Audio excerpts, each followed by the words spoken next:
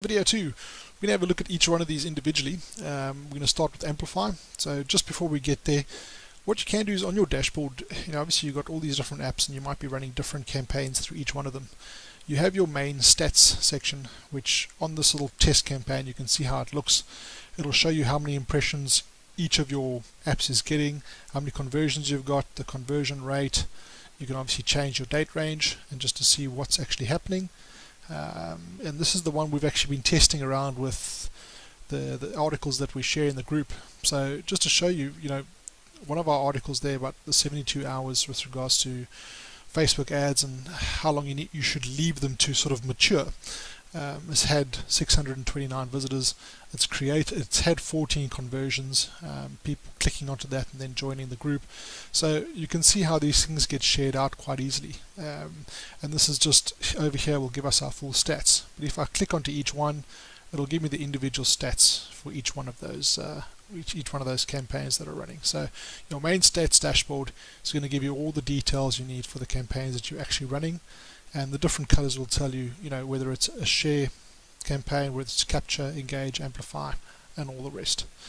Right, so back on the dashboard, we're going to have a look at Amplify. If I scroll down, I can either manage the Amplify full screen layouts that I've created, or I can create a new one. So I'm just going to go to new, because at the moment, if I look in here, there's a count, it has one at the moment, but we're going to go to new. And you'll notice that we've got a lot of templates already set up. So we can either go to all our templates, 91 at the moment. We are adding new templates every month. So every month we'll get another 5 or so templates added to the mix.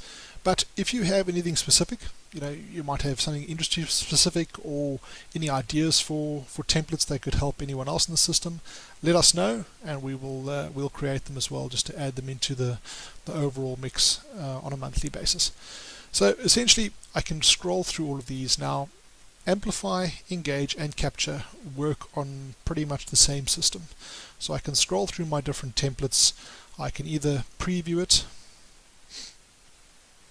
and just let the editor load so I can see what the actual what it will look like. So I can have a look and see, okay, great, this is what it'll look like on someone's desktop. And if I see this and I say, well, great, that's the one that I want to use, I can then use this this template. Otherwise I can just go back and I can go through again and then just select whichever one I want. So for the case of this, sorry, just trying to get here, just go back to all of them. For the case of this this demo, I'm for instance going to select this computer digital, select it, and it's going to open up this editor again for me.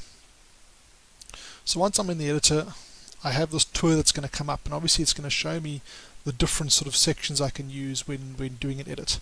Now again, this works for all the templates, and like I said, you can go through the tour and it's going to tell you exactly how everything works.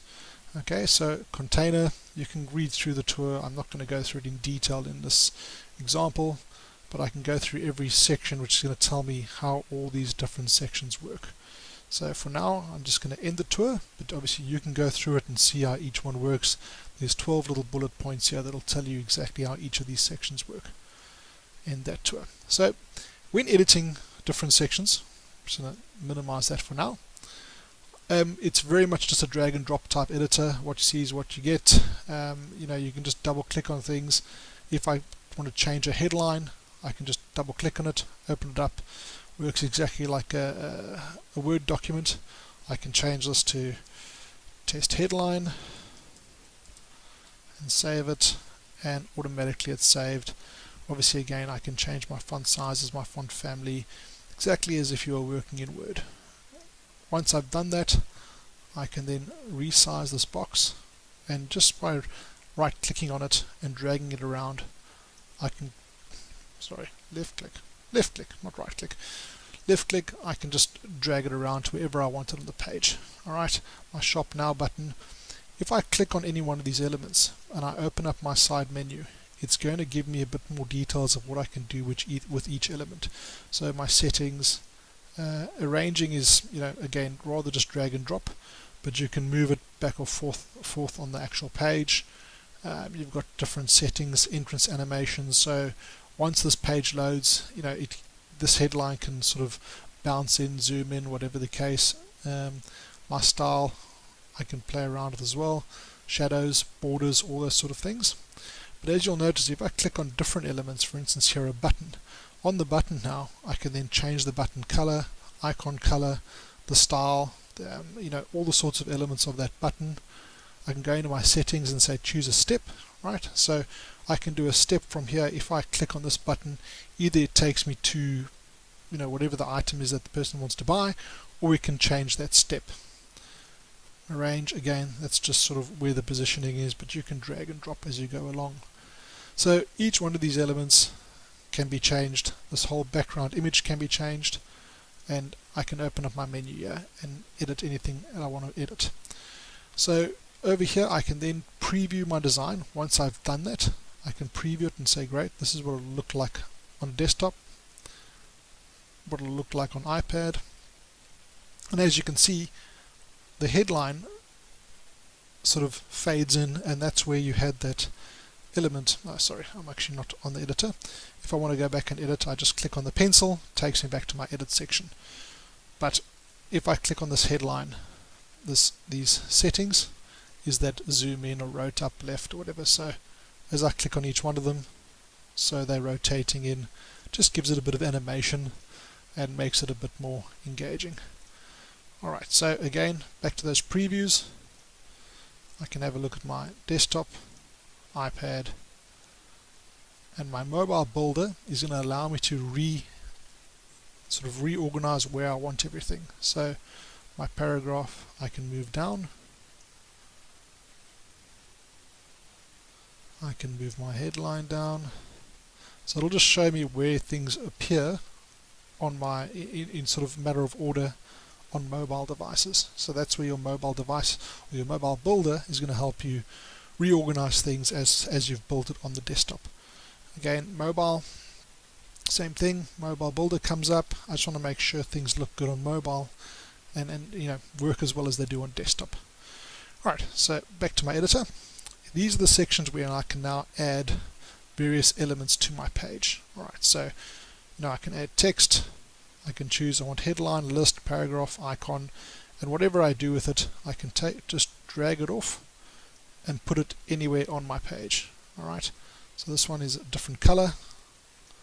Let's just do this, and font family, sorry, let's go to our colors here, just change it to white, save, and now it comes up.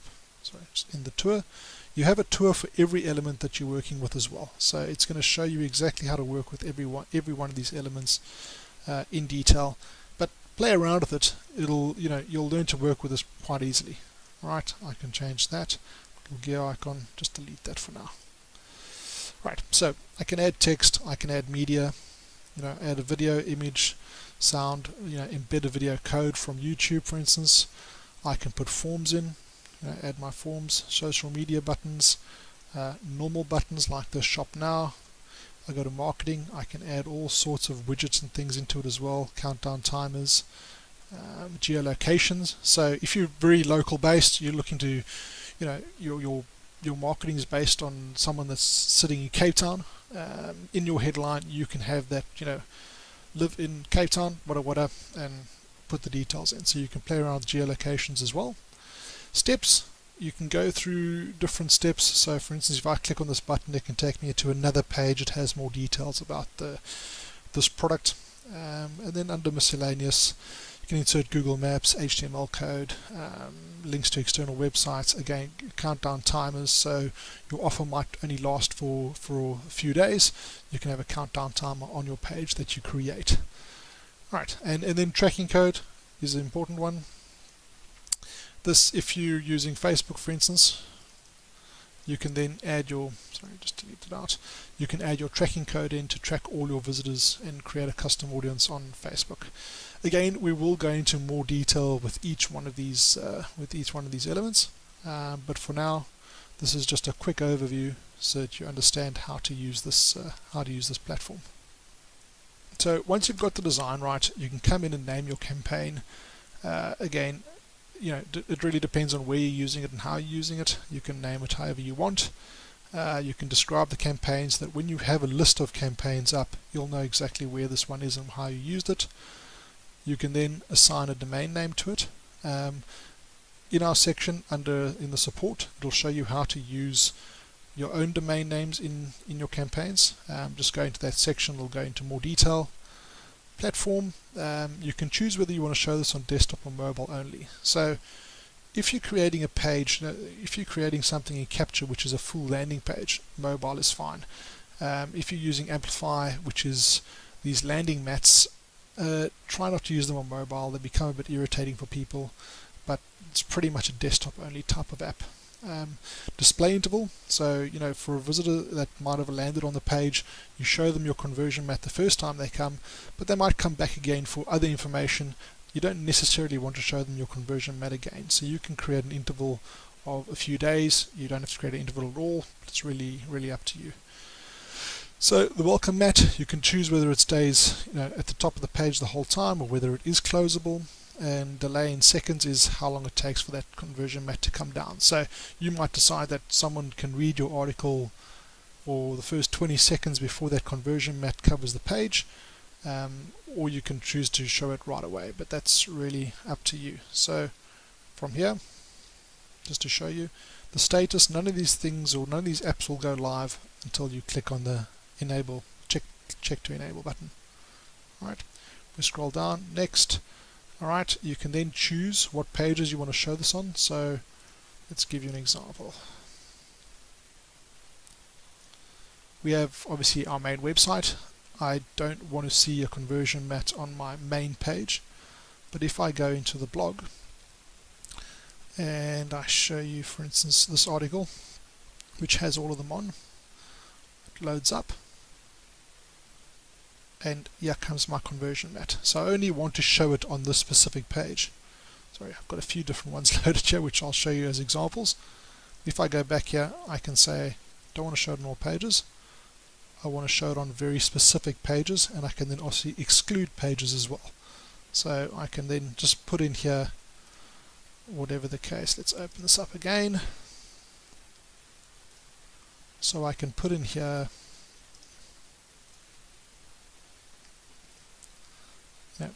I want to exclude some pages, and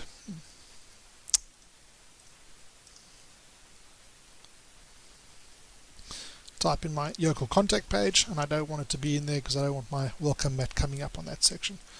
Type in next. Then lastly, who should see the mat? Everyone, just new visitors. So if someone's been to your site already, you might not want to show them their conversion mat, and maybe you do want to show it to returning visitors. Alright, so visitors coming from everywhere. Again, you can choose your traffic sources. So exclude. You might find that people are coming from a specific domain. They might be coming from Google. Type it in and it won't show that to people coming from a specific traffic source. From there, you can just save it and your new campaign is set up and live and running. I can then go to manage campaigns and I'll see that, okay, fine, there's no domain associated with this one that we've set up, it's just a test, but I can then check all the leads that have come through it. I can view that, I can change my settings, I can duplicate it or delete it. You might find that you create a cool campaign for something, instead of recreating from scratch, you can just duplicate it and make a few edits, or you can just go into your settings and you can make changes to what we've just gone through. So these settings and how to work with this specific app, the Amplify app, is the same as it is for Engage and for Capture. Alright, so Amplify again is that big welcome mat, this mat that sort of covers the whole screen. I say no thanks. If I scroll down, just to give you an example of what Engage is, I scroll down. Suddenly you have a nice pop-up coming up. I know that someone that's now read probably 50% of this article is pretty engaged and might be a good lead, and this is obviously advertising Convert. It says, yeah, great, tell me more about Convert. If I click on it, it's going to take me to the Convert page. Alright, close that off. So that's part of my Engage bundle. Alright, Capture, I don't have an example of a Capture page just yet in front of me because that's creating landing pages, but we'll get into more details in another video. And then lastly, we're going to go into Share, but I think I'll create a new video for Share because that's a very cool element to show you. But again, guys, if you have any questions about any of these just yet, we will create more detailed videos. But in the meantime, please, the knowledge base has all the details on how to set up and work with any one of these apps. But if there's anything you want in more detail, please just open a ticket. We'll be happy to create new videos that are going into a lot more detail with working with each one of these elements. Great. Cheers. Bye.